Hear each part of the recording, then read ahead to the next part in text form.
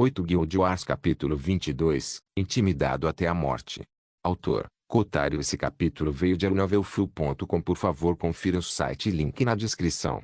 No entanto, Draco ainda tinha uma expressão de ódio em seu rosto. Este sujeito havia se perdido em sua raiva devido ao motivo tolo de perder a herança do Del da arrogância. Em vez de dar tempo ao pobre monstro boss para lamentar sua perda, ele o atacou como uma fera. Pedaços de carne e tufos inteiros de pelo foram jogados pelo lugar enquanto ele brutalizava o monstro. Seu DPS oscilou entre 1000 a 1500. Ele causou quase 10 vezes mais dano que Hina, e isso levando em consideração que ele tinha o mesmo equipamento que eles, uma arma rara e uma armadura comum do pacote mestre. É verdade que Draco tinha alguns outros benefícios pelos quais os jogadores morreriam, então essa foi a razão pela qual sua produção foi mais de 10 vezes maior que a de Hina. Os outros generais apenas assistiram à cena com expressões bizarras no rosto. Nosso chefe. Ele não parece um pouco estranho? Hina não pôde deixar de fazer a pergunta. Ele caiu na loucura. A única maneira de ele sair é pelo cenário irrealista em que ele acorda através do encorajamento de um ente querido ou alvo de seu ódio é destruído. Kiran fez uma avaliação calma, a qual os outros concordaram. Parece razoável. Acho que isso é lógico. Uma conclusão racional. Boyd, Uno e Cobra deram suas respostas à sua avaliação da situação com olhares de respeito. Hina ficou com os olhos arregalados e olhou para Draco com um olhar esperançoso. Isso significa que se eu for em frente e oferecer meu conforto, o chefe me amará. Definitivamente não. Vadia, você vai morrer. Não, vá em frente. Eu prometo que nada de ruim vai acontecer. Mulher, se você quer ver o inferno tão rápido, deixe-me mostrar-lhe o caminho. Kiran, Boyd, Uno e Cobra responderam à sua pergunta com respostas variadas. Hina simplesmente suspirou de arrependimento e ficou com uma expressão abatida no rosto. Quando essa irmã mais velha finalmente conseguirá conquistar o coração do nosso lindo chefe? Ninguém respondeu mais a ela, pois eles estavam focados apenas na violenta surra de Draco. No momento em que a ursa reuniu vontade de revidar, sua saúde estava um pouco abaixo de 70%. Com um rugido de raiva e dor, sua pele ficou vermelha e seus olhos ficaram da cor carmesim. Uma onda de choque explodiu de seu corpo e empurrou todos para trás alguns passos. Isso pareceu acalmar Draco enquanto sua expressão se tornava um tanto séria. Ele saltou para trás e se aproximou de sua equipe, assumindo a posição de vanguarda enquanto começava a dar ordens. Uno, você vai tancar o chefe recebendo os golpes com seu escudo. Lembre-se do que eu te ensinei, desvie se puder e concentre-se em desviar dos ataques, não em bloqueá-los. Boyd e Kiran, vocês correrão comigo para formar o close combat, o grupo de ataque. Cada um de nós se concentrará em uma direção cardeal ao redor do chefe e concentrará nossos ataques a partir daí. Cobra, você escolherá a direção cardeal final e ficará à espreita. Seu trabalho é atacar em momentos-chave para distrair ou causar ataques imensos. Dano. Hina, você fica dentro do alcance máximo e lança apenas seu ataque automático. Sem feitiços. Não podemos permitir que você puxe o agro com suas habilidades atuais e sem curandeiro. Draco acenou com a cabeça para cada um deles e eles exibiram expressões sérias. Era bom saber que ele não tinha passado as últimas horas ensinando um bando de imbecis de raciocínio lento. Tudo bem então, vamos. Com um comando rápido, o grupo entrou em ação enquanto tomava posição ao redor do boss. Naturalmente, o agro inicial foi focado em Draco devido a ele ser objeto de ódio dos boss monsters. Draco tomou posição em seu flanco leste e evitou seus ataques enquanto permitia que Uno lançasse sua habilidade incomum de paladino, Taunting Throw. Este foi um ataque à distância que atraiu agressivamente o usuário por no máximo 30 segundos, lançando seu escudo de maneira semelhante ao Capitão América. Uno pegou facilmente seu escudo rebote após o lançamento e se preparou para receber os ataques do boss com uma expressão séria. Draco acenou para ele e ativou apenas o fogo da guerra. Mesmo usar isso foi um pouco exagerado, mas ele queria encerrar a luta rapidamente para poder levar seu time em mais algumas corridas. Uno acertou o chefe surpreendentemente bem. Não era muito estranho, já que o sujeito era um lutador de primeira linha no mundo real, então tudo o que ele realmente precisava aprender era como levar em consideração elementos relacionados ao jogo em sua luta. Ele escolheu a construção de tanque pré-classe porque geralmente recebia golpes de outras pessoas nas lutas das quais participava. Seu estilo de luta era simples: avançar e agarrar o inimigo. Embora ele obviamente não pudesse fazer o mesmo aqui, o conceito subjacente de usar sua estrutura robusta para mitigar danos enquanto tentava atacar estava lá. E foi isso que tornou o Uno especial na linha do tempo anterior. A maioria dos caças da classe tanque desenvolveu a mentalidade de que seu único trabalho era receber ataques e deixar os outros lidarem com o dano causado.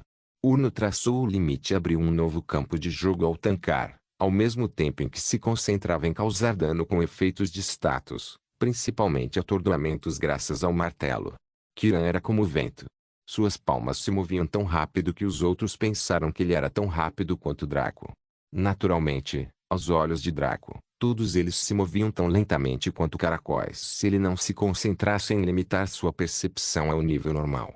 Ainda assim, ele não ficou surpreso com as habilidades de Kiran. Só ele sabia que Kiran era o segundo mais forte em escape. As chances eram de que depois que Draco foi assassinado na linha do tempo anterior, ele assumiu o controle. Draco nunca se preocupou em investigar a vida de Kiran no passado e apenas levou isso ao pé da letra. Mas agora ele estava curioso sobre o sujeito. Boyd aprendeu a lutar usando um olho e a limitação normal da visão prejudicada parecia não incomodá-lo. Sua machadinha cortou pedaços inteiros da pele e do pelo do chefe, deixando feridas sangrentas e causando gritos cheios de dor. Seu estilo não era exatamente habilidoso, mas certamente eficaz, já que ele colocou uma força absurda nele. Alguns de seus cortes chegaram ao ponto de expor pequenos pedaços de osso, aos quais os outros fizeram caretas. Rina estava lançando sem parar. Ela seguiu o conselho de Draco e continuou lançando sua bola de fogo de ataque automático em vez de usar feitiços canalizados. Draco havia explicado a ela que os feitiços que exigiam canalização tinham grande poder em combate, mas muito pouca utilidade. Poderia causar pelo menos quase 4x o seu dano normal, mas se você errasse ou fosse interrompido, as consequências não valeriam a pena. Cobra atacava com pouca frequência e suas facadas penetrantes eram sempre direcionadas à nuca de Boz ou na parte inferior de suas costas. Ao atacar essas áreas sensíveis, Cobra foi capaz de forçar o chefe a ficar atordoado sempre que Uno ficava sobrecarregado ou o agro mudava repentinamente, diminuindo muito o estresse do resto da equipe. Draco simplesmente balançou sua espada várias vezes em um único segundo, deixando finos rastros de sangue por onde passava. Quando ele se mudou para uma seção diferente do corpo do chefe, os outros notaram que as linhas de sangue formavam o padrão de uma flor de lótus que havia desabrochado. Quando eles perceberam que Draco tinha tempo suficiente para rabiscar no monstro-chefe no meio de tal luta, eles ficaram pasmos e com um pouco mais de medo.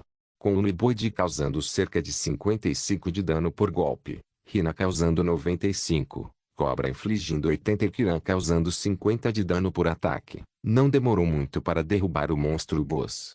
Naturalmente, isso só poderia ser feito rapidamente porque o dano base de Draco era superior a 3.000 com a adição do fogo da guerra.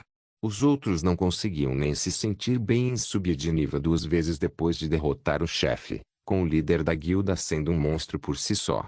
Parabéns por completar. Modo normal Caverna da Ursa tempo decorrido. 4,52 47 inimigos mortos, 254 mortes de equipe, 0 membros da equipe, 610 avaliação, a mais recompensa, 150% é XP 10 ouro naturalmente, como este não era um modo de sobrevivência e o método de conclusão não era tão escandaloso como quando Draco solava uma masmorra, as recompensas eram um pouco mais normais agora. Ainda assim, uma avaliação a mais era definitivamente incomum e só poderia ser alcançada por guildas incomuns. Os jogadores classificaram as guildas de maneira diferente do sistema. O sistema de classificação era o mesmo usado para armas e itens.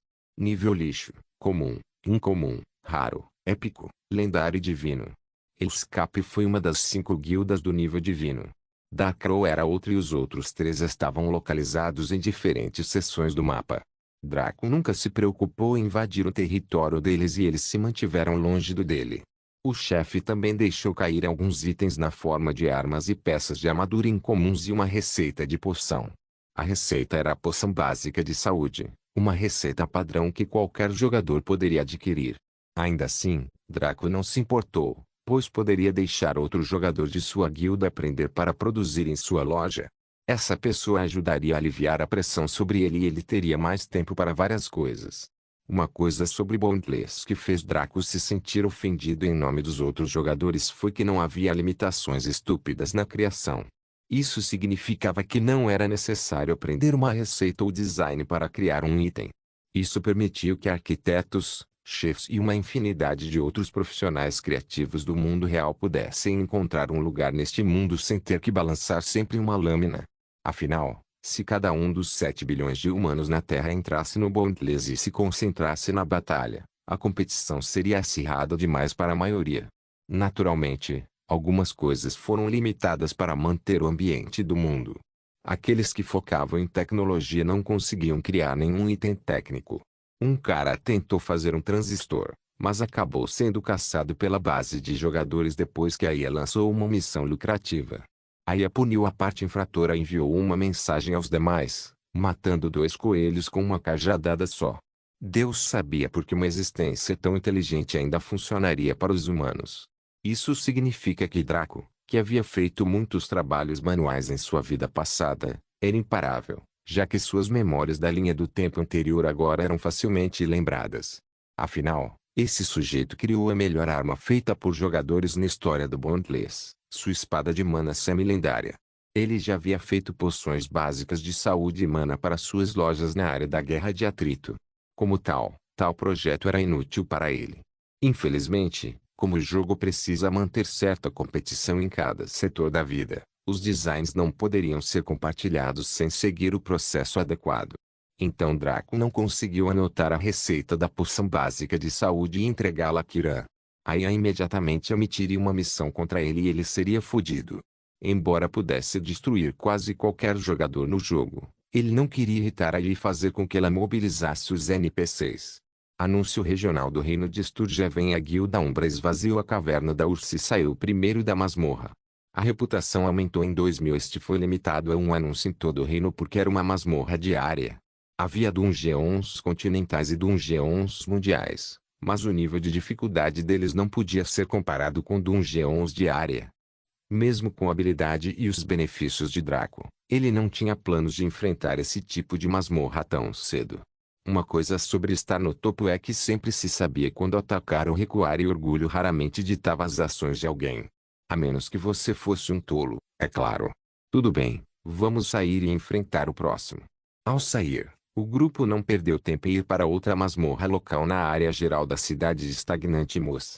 Naquele dia, vários primeiros anúncios claros da Guilda Umbra fizeram os jogadores do reino Sturgeven amaldiçoarem e xingarem.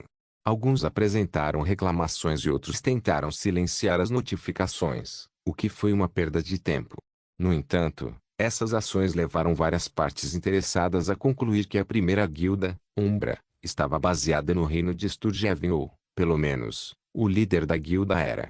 A maioria não estava interessada na guilda em si, mas no sujeito que parecia ser capaz de obter vários anúncios de jogos no espaço de 2 dias desde o lançamento.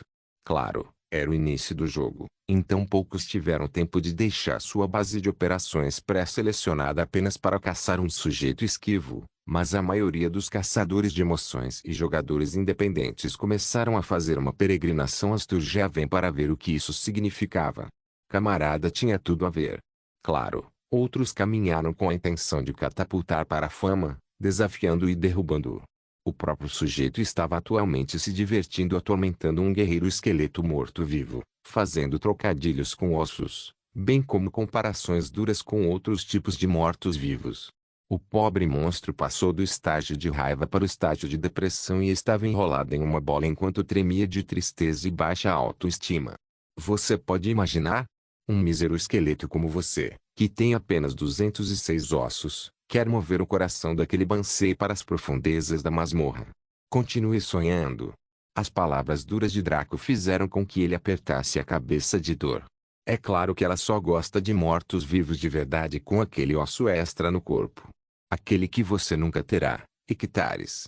Boyd aproveitou a oportunidade para dirigir machucado. Nem mesmo um único músculo. Apenas ossos por toda parte. E você espera que uma entidade como ela retribua seus sentimentos. Seria melhor você morrer e reencarnar, meu amigo. Lixo. Uno começou a avançar para um final sombrio.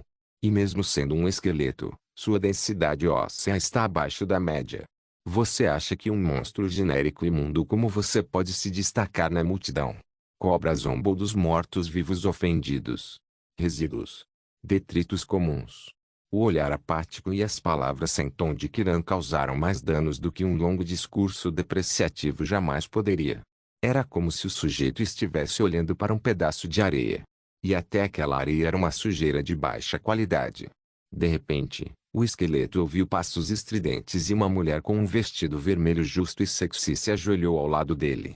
Ao se perguntar quem estava aqui para atormentá-lo, ficou chocado ao ver que era uma mulher incrivelmente bonita e com uma expressão gentil no rosto. Essa expressão lembrava Bansei que ela amava, que também era uma alma gentil, desde que não houvesse vida por perto. Ela fez a mesma expressão inúmeras vezes e canalizou magia de reconstrução para consertar seus ossos deslocados após lutar contra aventureiros. Isso fez com que baixasse a guarda e visse a luz da esperança. Especialmente quando Rina pegou a mão ossuda e sorriu amorosamente. Parecia que esta poderia ser a verdadeira forma de seu amor e talvez ele finalmente tivesse ascendido ao céu, terminando seu contrato com o lixo que governava a masmorra. Seu coração se abriu e se deleitou com o calor e o amor enviados em sua direção. A euforia era inebriante e libertadora, permitindo-lhe ascender do inferno ao céu. Eu só queria que você percebesse o quão feio e inútil você é. Sinto pena de saber que você realmente pensa que merece a vida. Mesmo na morte. Aquela mulher Bansei que você gosta deve sofrer por estar perto de você assim como eu. Eu só projeto isso. Sentimento gentil porque eu sinto que ninguém mais faria isso, nem mesmo sua mãe, com uma cara tão feia. O mundo pareceu parar naquele momento enquanto as palavras proferidas eram digeridas por tudo, até pelo vento. Quando a compreensão chegou a todas as partes que ouviram as palavras destrutivas de Rina, o mundo recomeçou. No entanto, a luz que queimava dentro do crânio do morto-vivo havia apagado há muito tempo. Escolheu extinguir sua vida para escapar desse tormento. Ele foi literalmente intimidado até a morte.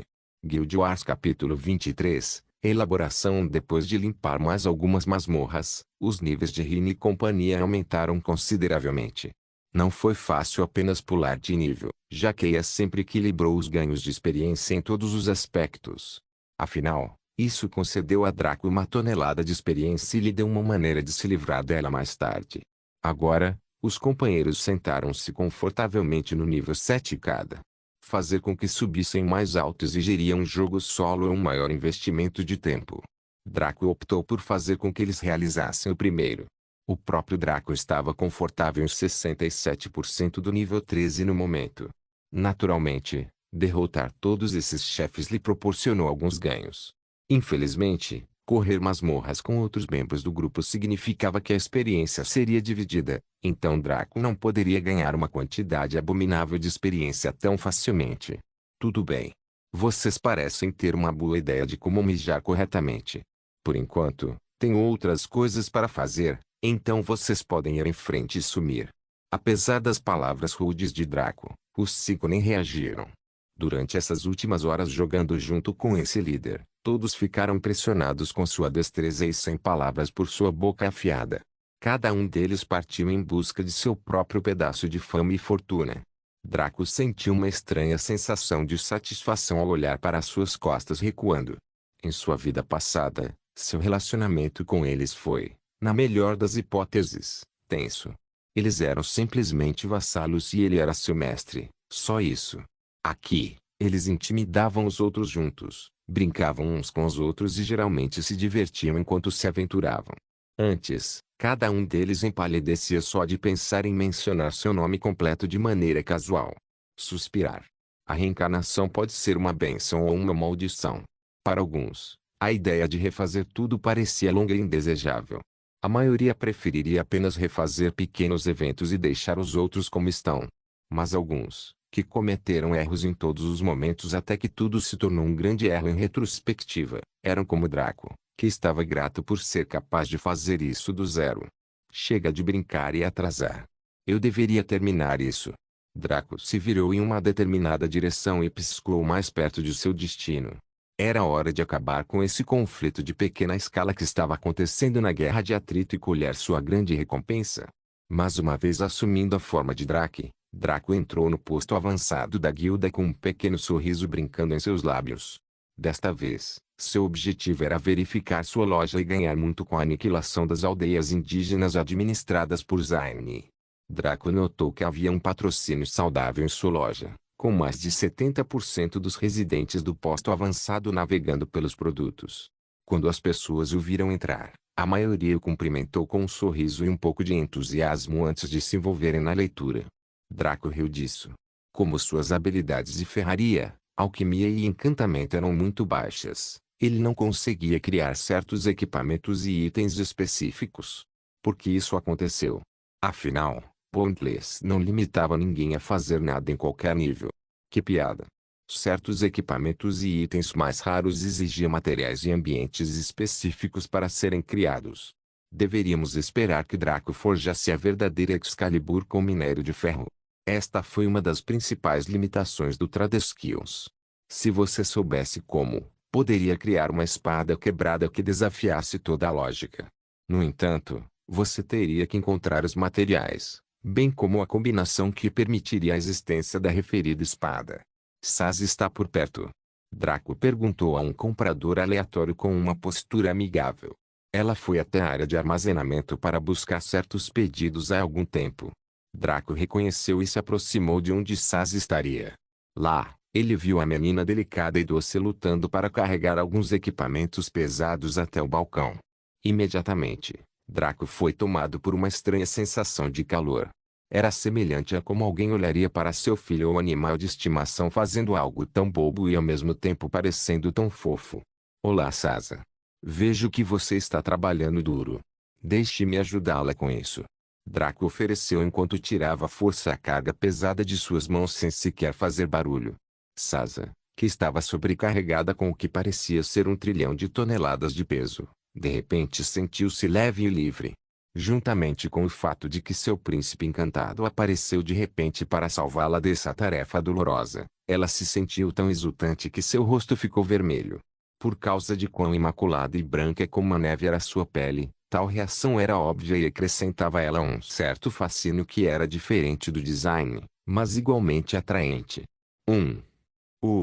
Lord Drake. Eu estava movendo esses itens para alguns clientes. Sinto muito por não estar lá para recebê-lo. Ela murmurou com uma expressão culpada. Draco simplesmente riu e deu um tapinha gentil na cabeça dela. Não se preocupe com isso. Em vez disso, estou preocupado que tal peso esteja sendo suportado por alguém importante para mim. Vou em frente e contratarei alguns companheiros para ajudá-lo nesta tarefa. O que você me diz? O rosto de Sasa coroou ainda mais quando Draco afirmou que ela era importante para ele. Enquanto sorria feliz, ela respondeu, vamos caminhar juntos enquanto conversamos. Quem pediu esses itens? Draco perguntou enquanto voltava para a loja com Sasa a reboque. Era meu irmão. Ele encomendou alguns equipamentos pesados para que pudesse criar e treinar uma legião pesada. Ele também encomendou algumas das melhores lanças, bem como armaduras médias, para um pelotão especial de tropas de choque para atuar como vanguarda. Respondeu com um sorriso. Ouvi-la disparar termos militares fez Draco se sentir um pouco surreal. Parece que ela não fazia parte do conselho de planejamento apenas por causa de sua relação familiar com Anguiz. Ainda assim, Anguiz quer criar tropas qualificadas em seu exército, hein? Estou começando a achar que escolher este posto avançado foi uma ideia muito boa. Apesar da franqueza do sujeito, Draco sentiu que Anguiz era um amigo que valia a pena fazer. Uma pessoa que pudesse pensar fora da caixa, apesar de sua juventude, e que pudesse oferecer uma resistência respeitável, apesar de ser superada, estava definitivamente destinado a grandes coisas. Draco ajudou Sasa na distribuição do equipamento. Seu status de força permitiu-lhe facilmente realizar uma tarefa tão simples sem suar a camisa. Depois, ele escolheu alguns jovens com musculatura admirável para serem seus ajudantes na loja. Ele também escolheu outro colega como seu assistente direto para gerenciar as tarefas mais diversas para ela. Estranhamente, a pessoa que Draco escolheu foi Tony, que assumiu o emprego com um entusiasmo incomparável. Afinal, Embora Draco tivesse sentimentos positivos por Sasa, ele era mais um irmão mais velho do que um amante. Vendo que o tal Tony estava apaixonado por ela, ele decidiu ajudar o sujeito um pouco, ao que Tony secretamente se curvou a Draco em agradecimento. Draco simplesmente o enxotou com um sorriso casual. Desde que ele começou a treinar seus generais e a se aproximar deles mais como um amigo do que como um chefe tirânico, seu comportamento e perspectiva mudaram lentamente. Ele era menos vingativo e mesquinho, tornando-se mais amável e calmo. Claro, isso presumindo que você demonstrasse o respeito necessário. Além disso, isso não tinha nada a ver com seus objetivos. No fundo, ele ainda era um cara malvado. Se ele fosse obrigado a aniquilar este posto avançado para cumprir seus objetivos, ele no máximo suspiraria de arrependimento enquanto os massacrava como se fosse um estranho. Mais de 10 anos de maldade e insensibilidade não poderiam ser mudados tão facilmente. Depois de resolver tudo isso, ele piscou diretamente para sua morada nas montanhas. Este local já contava com área de dormir, banho e artesanato. Também tinha uma área de estar para receber convidados, mas Draco não tinha planos para algo assim. Quando estava na cidade de Karil, Draco optou por comprar reagentes, materiais e joias da alma para fabricar alguns novos itens. Os que ele colocou na loja da última vez eram bem básicos no geral. Desta vez, seu objetivo era fazer algo mais. O único. Agora, para narrar seu processo, é preciso primeiro entender como funcionava o crafting em bundles. Aí tornou a elaboração ridiculamente fácil, simplificando o processo em 3 segmentos: preparação, ação e conclusão. A fase de preparação foi o ato de selecionar as ferramentas e componentes corretos, bem como prepará-los para a fase de ação. Isso incluiu fundição, aquecimento e filtragem. A fase de ação era onde o trabalho real acontecia, ou a grande maioria dele. Isso incluiu modelagem, afiação e resfriamento. A fase de conclusão foi a mais fácil. Era essencialmente um menu de sistema com 3 opções: encantar, aumentar e reforjar.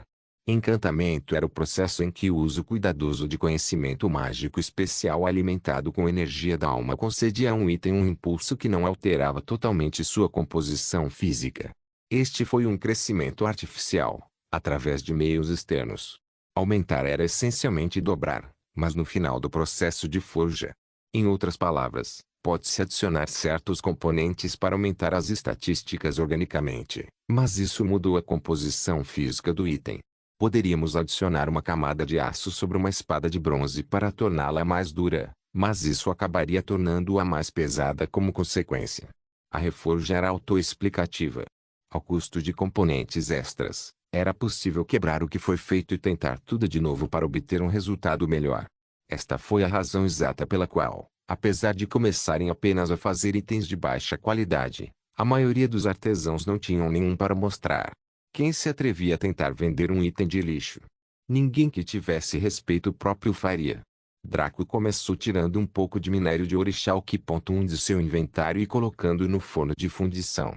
Alguém poderia perguntar, por que se preocupar em ter níveis em trade skills se alguém poderia fazer alguma coisa?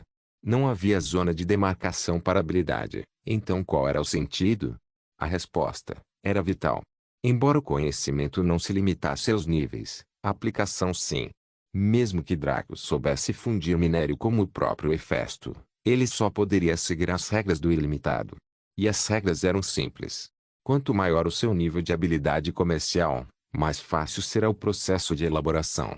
Por exemplo, uma pessoa com apenas 3 níveis em ferraria falharia em 100% no refinamento de minérios mais raros, como adamantium ou mitril, enquanto alguém com mais de 80 níveis teria uma taxa de sucesso de 30%. Da mesma forma, quanto maior o seu nível, mais fácil será o refinamento dos minérios mais comuns. Uma vez alcançados níveis superiores ao requisito de 100% para determinados minérios, o refinamento tornou-se menos dispendioso. Se alguém precisasse de 5 minérios de ferro para fundir um lingote de ferro no nível 20 de ferraria com uma taxa de sucesso de 100%, seriam necessários apenas 4 no nível 30, 3 no nível 40 e assim por diante. Chegaria a um ponto em que seria possível economizar mais em materiais e ao mesmo tempo ganhar mais dinheiro. Tal sistema também era surpreendentemente realista, pois era um fato que mais conhecimento ou familiaridade em uma área fazia com que uma pessoa se tornasse mais eficiente nela. Draco estava apenas no nível 4 de ferraria, então ele tinha uma taxa de sucesso de 25% ao refinar minérios comuns.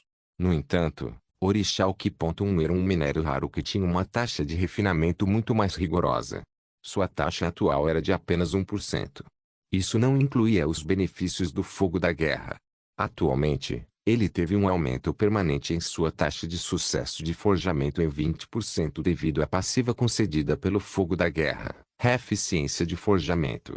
Ainda assim, Draco passou por alguns fracassos antes de ter sucesso uma vez. Isso queimou não apenas seus suprimentos, mas também seu tempo. Afinal, o refinamento não foi uma ação instantânea. Cada lote exigia quase 15 minutos, o que significa que ele estava trabalhando há horas a fio. O único set bem-sucedido foi deixado de lado enquanto ele continuava em frente. Draco tinha um foco obstinado em seu trabalho que alienava todo o resto do seu escopo de atenção. Esta era uma habilidade que todos que compreenderam o vazio da perfeição poderiam facilmente imitar, já que era um requisito fundamental para poder começar a compreender a habilidade. Da mesma forma, seu nível de ferreiro também aumentou de forma constante. Isso também afetou sua experiência de jogador, mas em um ritmo muito mais lento. Afinal, como os jogadores do Tradeskill deveriam progredir no jogo além do combate? Eles ganharam experiência em um ritmo mais lento porque o combate envolvia vida ou morte, para a qual a morte tinha uma penalidade severa. Já que esses artesãos esportivos sentados não precisavam arriscar nada além de suas carteiras e queriam ganhar o mesmo que aqueles bravos companheiros. Continue sonhando. Mais de 10 horas se passaram enquanto Draco refinava lote após lote, dos quais apenas 10 lotes de minério conseguiram se transformar em lingotes. Cada conjunto de minérios para Orichalque.1 custava 30 pratas, o que era uma quantia de partir o coração. Claramente, ninguém desperdiçaria tanto dinheiro para comprar um minério tão caro a um nível tão baixo. Afinal, com baixas taxas de sucesso de refinamento, muito desse dinheiro seria jogado no ralo. Mesmo várias facções de NPCs hesitariam em fazê-lo, a menos que o artesão tivesse uma chance significativa de se tornar um mestre. Amador, elite, especialista, mestre e grande mestre. Estas foram as 5 zonas de demarcação para qualquer habilidade comercial. Cada classificação foi separada em 20 níveis. Portanto, os níveis 1 a 20 eram amadores, os níveis 21 a 40 eram elite e assim por diante. Um jogador da classe Master teria uma taxa de sucesso e eficiência significativamente altas, o que significa mais conjuntos de equipamentos com menos materiais. Portanto, investir em talentos promissores jogando dinheiro seria facilmente recuperado no futuro. As zonas de demarcação de nível também tinham outras limitações e benefícios, mas isso ficava para mais tarde na sessão de crafting. Draco estava muito focado para repassar esses princípios básicos enquanto refinava.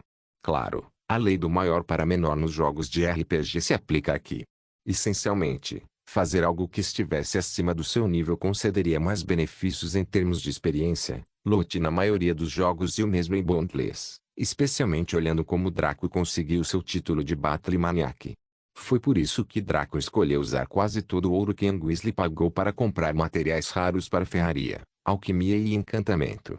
Isso faria com que ele ganhasse níveis em sua habilidade de ferraria rapidamente enquanto ganhava dinheiro criando conjuntos um pouco mais valiosos para serem vendidos em sua loja. Deve-se estar ciente de que os preços que Draco estabeleceu para os itens da loja eram 50% mais altos do que nas vilas e cidades. A razão pela qual ele pôde fazer isso e escapar impune foi simplesmente porque os companheiros do posto avançado da guilda não conseguiram retornar às cidades para buscar suprimentos. A Guilda dos Aventureiros era um estabelecimento nobre e respeitado, não por sua benevolência, mas por seu poder incomparável. Eles foram capazes de suprimir reinos, continentes e outras guildas devido a esse fato. As organizações não se tornaram fortes mimando seus membros. Cada posto avançado recebeu objetivos a serem cumpridos e suprimentos iguais no início, mas o gerenciamento pelos indivíduos enviados veria resultados diferentes em suas batalhas. O posto avançado de Anguis foi um dos brutalmente mal administrados. Naturalmente, Anguis não era o líder enviado pela guilda. Afinal, ele era apenas um criador de runas de Rancon. Ele provavelmente era apenas um ajudante de verso na época. Agora, porém, devido à pressão, o sujeito demonstrou excelente perspicácia tática e era isso que o clã queria ver. O carbono não brotou do chão gritando: "Ah, seu pai, eu sou precioso. Venha me minerar se tiver coragem." Foi necessária uma pressão intensa para ser refinado em diamante. Depois de um total de 15 horas, Draco parou seu refinamento desenfreado e jogou fora a miríade de lotes arruinados no lixo. Dos quase 60 lotes, apenas 15 tiveram sucesso. Uma taxa de refinamento de 25% não era tão abismal objetivamente, mas quando se considera o preço do material utilizado, tornou-se terrivelmente inaceitável. Sem a ajuda de sua passiva eficiência de forjamento, Draco teria sorte se conseguisse uma taxa de sucesso de até 5%. Mesmo assim, quase 18 ouro foram queimados em menos de um dia. Em escala, isso equivalia aos $540.000. Quem poderia gastar esse dinheiro sem pensar 3 vezes antes? Até os bilionários irão parar para refletir se tal quantia valeu a pena. Porém, Draco, esse bastardo, foi capaz de fazer isso sem piscar. Afinal de contas, esse sujeito ganhou incríveis 3.000 ouro ao derrotar Ratchet. Ele deveria ter conseguido mais com aquela masmorra de sobrevivência, mas aí estava extremamente relutante, então lhe deu recompensas de igual valor. Agora que Draco terminou com o refinamento, ele começou a organizar suas ferramentas e a aquecer a forja. Como o Orichalk.1 era um minério raro, não exigia nenhum trabalho extra na fase de preparação além do refinamento. Não exigia filtragem porque era um minério mágico, ao contrário de minérios comuns como o cobre ou ferro. Draco começou o árduo processo de forjamento. Derreter os lingotes, moldá-los com seu martelo através de batidas incessantes em intervalos regulados e depois reaquecer novamente para mantê-los maleáveis. Esse tipo de metal tinha propriedades mágicas, o que significa que era mais receptivo a encantamentos, mas a desvantagem era que era difícil de aquecer e ainda mais difícil de moldar. Infelizmente para o rebelde Orichalk.1, Draco era um falsificador experiente que alcançou o posto de mestre em sua vida passada. Sua técnica de forjamento foi chamada de origem de 3 libras por ele mesmo. O foco era usar seus poderes de controle para martelar o metal com perfeição. Seu vazio de perfeição permitiu-lhe inspecionar o metal até seus átomos, enquanto seu corpo de divindade lhe permitiu usar a força ideal na posição ideal enquanto moldava a arma. Ele cronometrou seus golpes de martelo em 3 rajadas, daí o nome da técnica. Honestamente, qualquer um que tenha compreendido o controle poderia utilizar sua técnica, mas quantas pessoas compreenderam o controle? Em sua vida passada, depois de 15 anos e a maioria dos 7 bilhões de humanos no mundo jogando Boundless, havia menos de 10.000 mestres de controle. Este número incluía aqueles que compreenderam apenas o vazio de perfeição ou o corpo de divindade sem a outra técnica. Nada precisa ser dito sobre esta linha do tempo em que o controle era relativamente novo. Provavelmente havia menos de 20 mestres de controle no mundo, enquanto a maioria eram velhos peidos com um passo para a cova. A técnica Triple Origem de Draco tinha uma vantagem: sua eficiência. Foi rápido e incomparável em qualidade de trabalho. Em menos de meia hora, ele conseguiu transformar um disciplinado Orichalcum em uma forma de lâmina, uma espada bastarda de aparência refinada. Ele pegou o metal bem quente e o aproximou do moedor enquanto o deixava funcionar. O processo de afiação teve que ser feito enquanto a lâmina ainda estava quente para obter eficácia máxima. Era precisamente por isso que uma espada nova era melhor do que uma espada usada que havia sido recentemente afiada. Este estágio também foi monitorado por suas habilidades de controle. Ter a lâmina afiada com muito rigor tornaria fácil lascá-la durante lutas de espadas. Com um aceno satisfeito, Draco levantou a lâmina afiada com sua pinça e a colocou em um tanque de água. O vapor subiu e ondulou pela sala devido ao calor da lâmina. Draco logo puxou a lâmina resfriada e a colocou em sua bancada. A espada era de uma cor marrom avermelhada brilhante, ligeiramente semelhante ao cobre ou bronze. Ele sorriu levemente antes de passar para a próxima lâmina. Em questão de horas, ele produziu 15 lâminas da mesma cor e qualidade. No entanto, suas formas eram um pouco únicas, com pontas mais nítidas e larguras mais finas. Pode-se até olhar e presumir que eles tinham baixa densidade, mas ao empunhar as espadas, perceberiam que eram muito mais formidáveis do que pareciam. Guild Wars capítulo 24, Elaboração 2. Draco passou a projetar os punhos dessas espadas. Ele escolheu um estilo razoavelmente único, com uma cabeça de dragão para a guarda cruzada e uma pegada relativamente grossa. O pomo foi modelado no formato de uma cauda curva, esta também de um dragão. Claramente, Draco decidiu deixar a besta mítica que lhe deu o nome ser o sigilo de suas criações. A alma do dragão viu isso e levantou o polegar, como se dissesse: nada mal, garoto, você também tende a ser inteligente de vez em quando. Draco ignorou a alma arrogante e passou para a fase de conclusão. Uma tela apareceu perguntando se ele queria encantar, aumentar ou reforjar o item. Naturalmente, Draco escolheu encantar. Agora, encantar era 1000 vezes mais complexo do que qualquer outra habilidade comercial. Isso porque não era uma simples questão de selecionar o que você queria em um menu e adicionar uma joia da alma para obter o resultado desejado. Primeiramente, era preciso aprender e memorizar todas as runas e pronúncias dos encantamentos. Isso foi um pouco difícil, mas fácil, já que a maioria das runas tinha de 2 a 4 letras para formar uma palavra cada. Eles também eram bastante simples na tradução, para que pudessem ser memorizados. Mas foi o desenho das runas que foi difícil. É claro que os descendentes de asiáticos e os que praticavam caligrafia tinham uma vantagem sobre todos neste aspecto. As runas eram visivelmente semelhantes aos símbolos usados nas línguas japonesa, chinesa e coreana, embora não exatamente iguais. Supondo que alguém consiga dominar os dois acima, surge a limitação definida pelo nível Trade Skill. Isso veio na forma de fusão das runas para alcançar o efeito desejado. Runas foram separadas em 3 categorias: nomenclatura, poder e execução. Nomear envolveu decidir o tipo de runa que você está tentando fazer. Se alguém estivesse tentando fazer um encantamento para uma adaga, usaria a runa adaga, Si. Da mesma forma, se alguém pretendesse fazer um encantamento de espada, como o Draco, ele usaria a runa espada, Sim. O aspecto poder era simples. Esta foi essencialmente a utilização da runa em que se queria ser a principal fonte de poder para o encantamento. Por exemplo, fogo. A runa do fogo era Se Draco quisesse fazer um encantamento de espada flamejante, ele usaria a runa de fogo. Se ele quisesse usar uma runa de gelo, ele usaria a runa de gelo. A seção de execução, entretanto, era o verdadeiro ponto de corte para os encantadores. Era aqui que o encantador decidiria como queria que o aspecto poder fosse utilizado pelo item. Não olhe para os 2 segmentos anteriores e pense que foi algo simples. Só a seção de execução pode levar até 50 runas para acertar, dependendo do que você estava tentando alcançar. Draco desenhou diretamente as runas na palavra com força de vontade. Nada exagerado como sangue de dragão, lágrimas de sereia, etc. Era necessário apenas força de vontade para unir as runas.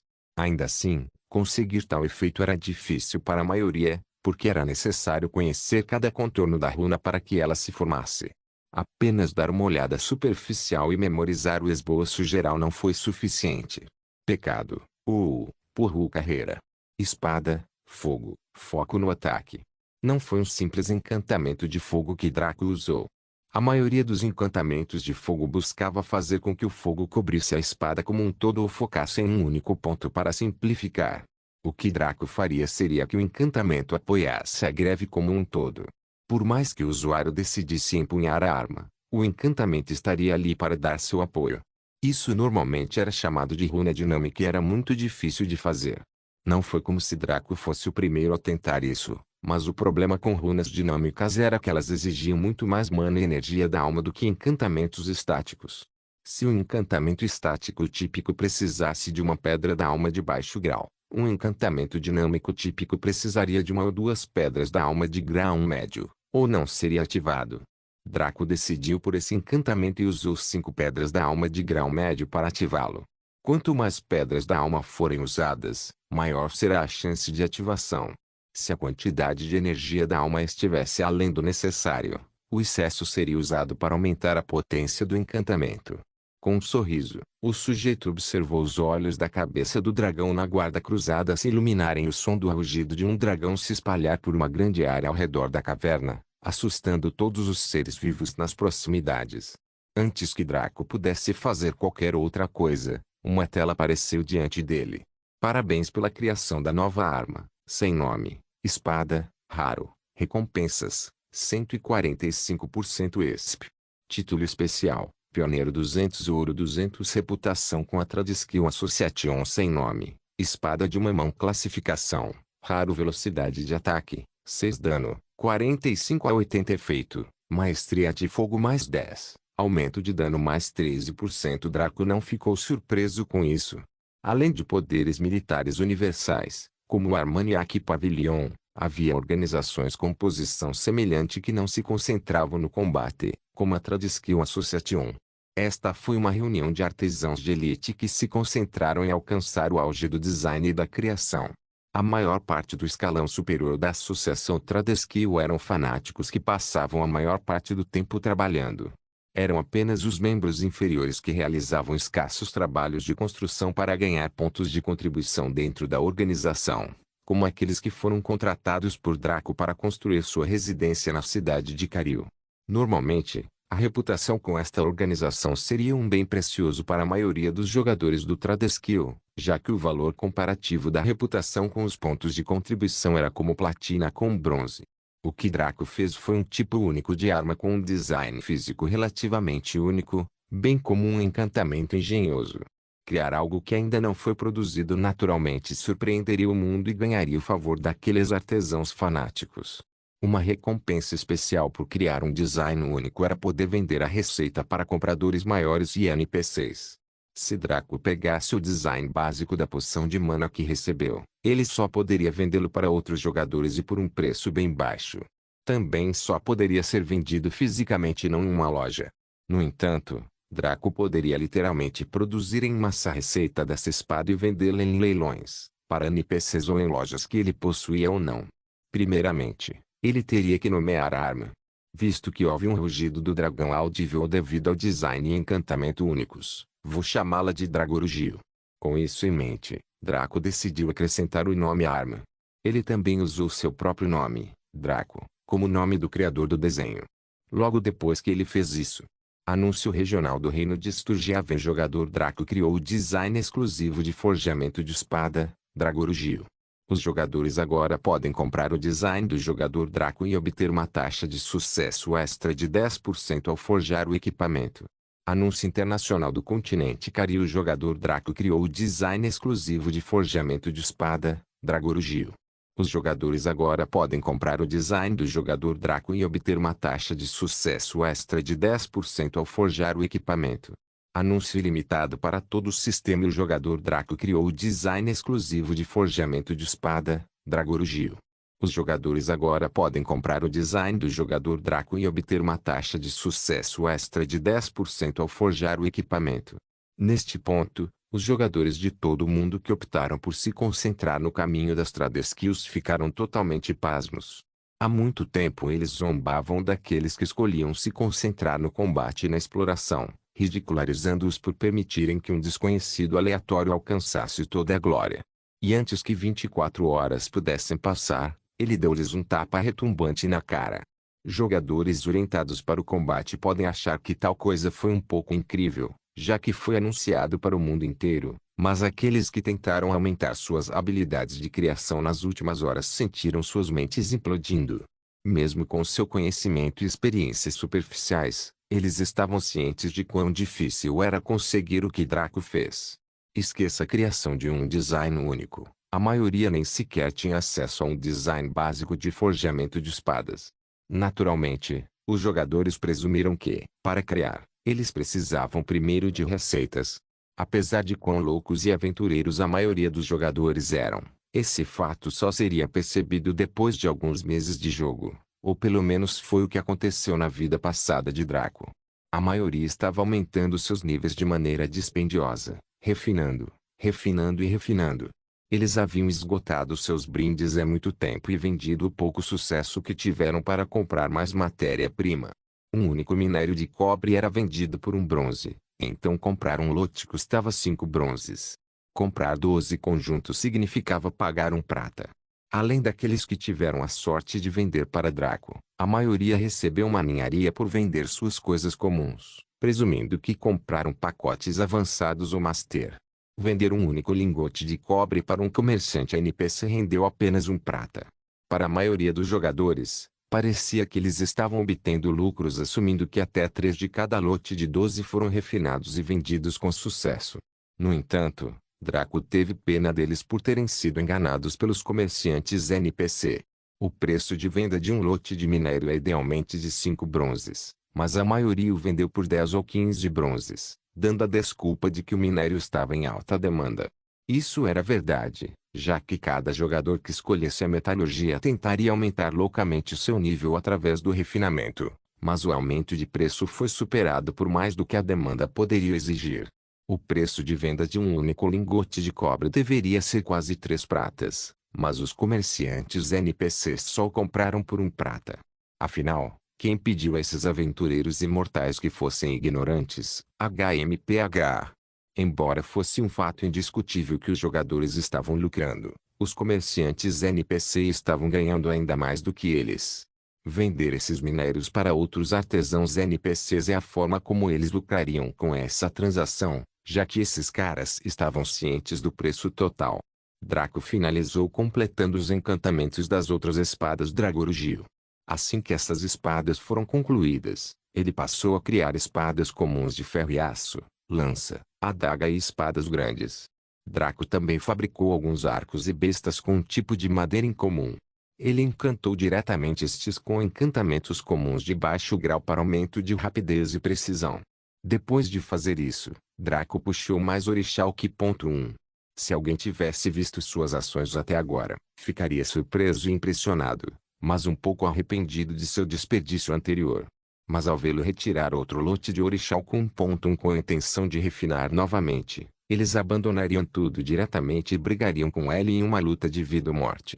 Infelizmente, não havia ninguém para impedir esse sujeito bestial quando ele começou a refinar novamente. Draco verificou seus níveis de habilidade comercial enquanto o minério estava no meio do refinamento novamente. Nome Draco Classe, Vingador, ótimo. Classificação, Aventureiro, 1, nível, 14 ESP, 19% Força, 10 Diz, 20 Fim, 10 Interno, 10 Primavera, 10 Chá, 5 Sorte, 5 Habilidades de Combate, Vazio Absoluto, Vingador, Pés de Nuvem Habilidades Comerciais, Metalurgia, nível 13, 39%, Alquimia, nível 3, 42%, Encantamento, nível 6, 24%. Draco equilibrou suas estatísticas após atingir o nível 14. No rank 0, os jogadores recebiam 5 pontos por nível e no rank 1 apenas 3 eram dados por nível. Claramente, era necessário alocar seus pontos de atributos com muito cuidado. Desta vez, Draco saiu com mais de 35 conjuntos refinados de 70, o que foi exatamente 50%. Até ele próprio ficou chocado com sua sorte absurda. Afinal de contas, a eficiência de forjamento só lhe deu uma taxa de sucesso garantida de 20%. Seu nível de ferreiro ainda estava no estágio amador, mas sua taxa de sucesso a partir daí foi de aproximadamente 3%. De onde vieram os 27% restantes, ele não tinha ideia. Com isso, ele passou para a fase de ação. Desta vez, Draco estava fazendo armaduras raras com os mesmos efeitos da espada, mas voltadas para a defesa. É isso mesmo, Draco estava tentando fazer equipamentos personalizados. A dificuldade de criar um design exclusivo foi quase 100 vezes menor do que criar um cenário personalizado de no mínimo 5 peças. Afinal, cada um dos itens do conjunto não só precisa ter um design único, mas também possuir uma conexão sinérgica. Eles precisavam ser capazes de apoiar e se fundir para criar novos efeitos quando mais deles fossem equipados juntos. Esses novos efeitos podem ser intencionais ou não, dependendo da habilidade do criador, bem como das circunstâncias e da sorte. A maioria dos artesãos que foram capazes de criar conjuntos únicos esperavam pela última opção, porque os efeitos de conjunto não intencionais eram mais ou menos a cereja do bolo. Por quê? Porque o efeito intencional ainda estaria presente. Obter um efeito não intencional adicional foi como ganhar a sorte grande em uma máquina de jogo. O próprio Draco esperava por um, mas não contava com isso. Ele precisaria de muita sorte para adquirir tal benefício em seu nível baixo, então ele pretendia fazer um set simples. O conjunto consistia em placa peitoral, espaldeiras, braçadeiras e joelheiras, além de capa. Esteticamente, O conjunto parecia agradável aos olhos. Draco definiu o tom da cor da armadura para ser azul escuro, enquanto o tecido que estava por baixo das peças da armadura era azul claro. Nota do autor: essencialmente a armadura que ele usa na capa. No entanto, ele reservou isso para sua própria versão. Afinal, a coloração padrão do Orixá Oki.1 era vermelho acastanhado, então os outros conjuntos foram feitos nessa cor. Demorou mais do que algumas horas para juntar tudo. Quando terminou, Draco sorriu com satisfação. Embora o Orixá Oki.1 que ele tinha não fosse suficiente para fazer exatamente 15 séries, ele foi capaz de fazer 12 séries, o que foi suficiente.